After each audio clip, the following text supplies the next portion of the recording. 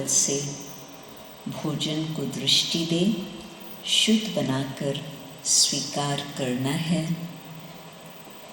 दूसरा,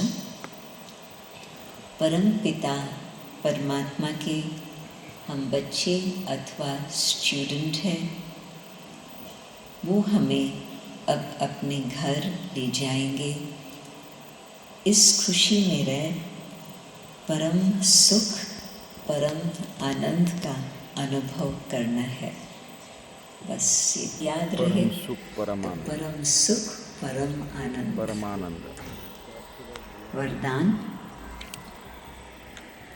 सेवा की लगन द्वारा लौकिक को अलौकिक प्रवृत्ति में परिवर्तन करने वाले निरंतर सेवाधारी भव।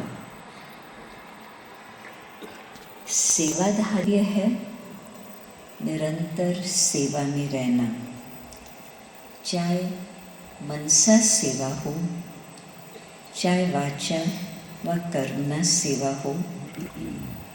सेवाधारी कभी भी सेवा को अपने से अलग नहीं समझते। जिनकी बुद्धि में सदा सेवा की लगन रहती है, उनकी लौकिक प्रवृत्ति बदलकर अलौकिक हो जाती, ईश्वरीय प्रवृत्ति हो जाती। सेवाधारी घर को घर नहीं समझते, लेकिन सेवा स्थान समझकर चलते हैं। सेवाधारी का मुख्य गुण है त्याग। त्याग वृत्ति वाले प्रवृत्ति में तपस्वी मूर्त होकर रहते हैं, जिससे सेवा स्वतः होती है। आज तो इस सभा में जो वैसे लौकिक प्रवृत्ति शब्द हम कहते हैं उसके तो कम ही हैं, परंतु बाबा के घर में रहते भी कई बारी इतना बाहर का स्थूल काम होता भिन्न भिन्न प्रकार से, तो वो भी बहुत बड़ी प्रवृत्ति है। लौकिक परिवार वालों को तो 4, 6, 8 का सोचना पड़ता है। बाबा के घर में रहने वालों को कितनी बेहद की प्रवृत्ति है। गुरुवार का भोग ही सोचो कहाँ पर सैकड़ों के अंदाज में है, कहाँ कहाँ तो 1-2 हज़ार तक भी अभी पहुँच गया है।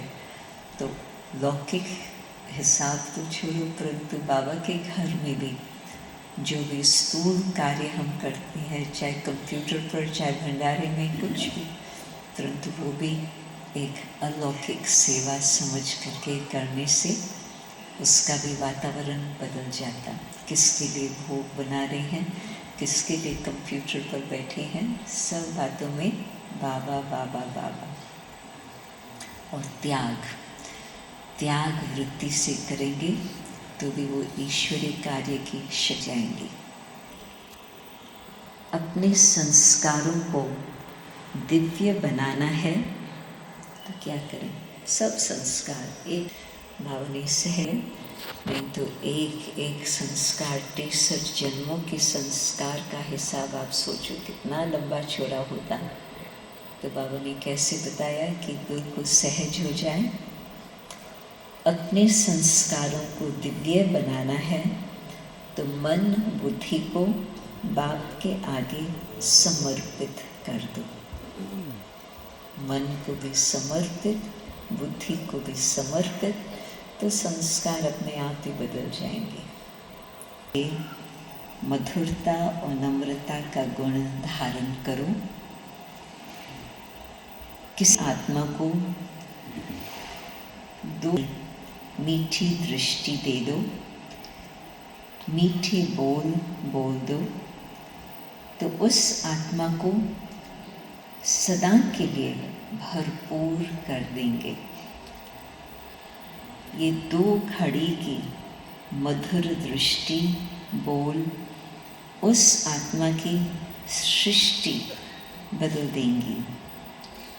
2 मधुर बोल सदा के लिए बदलने के निमित्त बन जाएंगे। बाबा के बच्चे ऐसे शक्तिशाली निमित्त बनकर कार्य करें जो बस 2 मिनट की दृष्टि